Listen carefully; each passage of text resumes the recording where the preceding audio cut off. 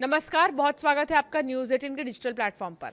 असम सरकार ने सरकारी कर्मचारियों और पेंशन भोगियों को बड़ी राहत देते हुए महंगाई भत्ता और महंगाई राहत डीए और डीआर में 2% बढ़ोतरी का ऐलान किया।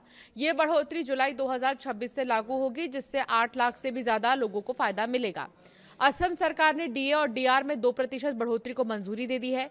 जुलाई 2026 से ये दर 58% से बढ़कर 60% हो जाएगी। फैसले का लाभ 8 लाख से भी ज्यादा कर्मचारियों और पेंशन भोगियों को मिलेगा। सरकार का ये कहना है कि इससे महंगाई के असर को कम करने में मदद मिलेगी।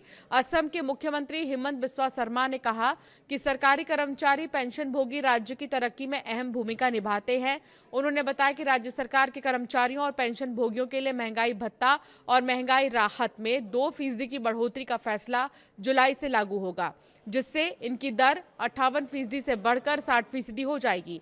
इस फैसले से राज्य भर में 8 लाख से भी ज्यादा मौजूदा कर्मचारियों और पेंशन भोगियों को फायदा होने की उम्मीद है।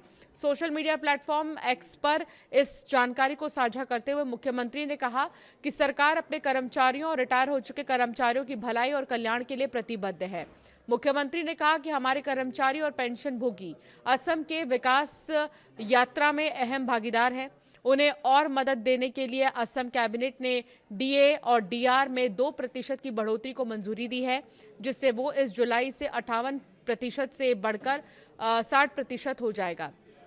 मुख्यमंत्री के अनुसार बढ़ी हुई राशि जुलाई से मिलेगी, जिससे बढ़ती महंगाई के बीच कर्मचारियों और पेंशन भोगियों को अतिरिक्त आर्थिक मदद मिलेगी। अधिकारियों ने बताया कि डीए और डीआर में इस बढ़ोतरी का मकसद सरकारी कर्मचारियों और रिटायर हो चुके कर्मचारियों को महंगाई के असर से निपटने और उनके खरीदने की क्षमता बनाए रखने में मदद करना है। इस बदलाव से राज्य सरकार पर काफी ज्यादा वित्तीय बोझ पड़ने की संभावना है, लेकिन इससे लाखों लाभार्थियों को राहत जरूर मिलेगी। सरकारी कर्मचारियों को महंगाई भत्ता दिया जाता है, जबकि पेंशन भोगियों को बढ़ती कीमतों और महंगाई की भरपाई के तौर पर महंगाई राहत दी जाती है। सरकारें मौजूदा आर्थिक हालात के आधार पर समय समय पर इनकी दरों में बदलाव करती रहती है।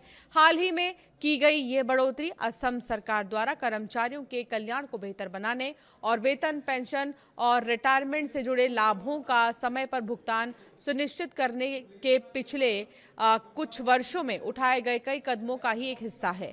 मुख्यमंत्री ने एक बार फिर से कहा कि सरकारी कर्मचारी और पेंशन भोगी राज्य के विकास और प्रशासन में अहम भूमिका निभाते हैं। उन्होंने कहा कि सरकार उनके कल्याण और आर्थिक सुरक्षा को बेहतर बनाने के लिए भी कदम उठाते रहेगी।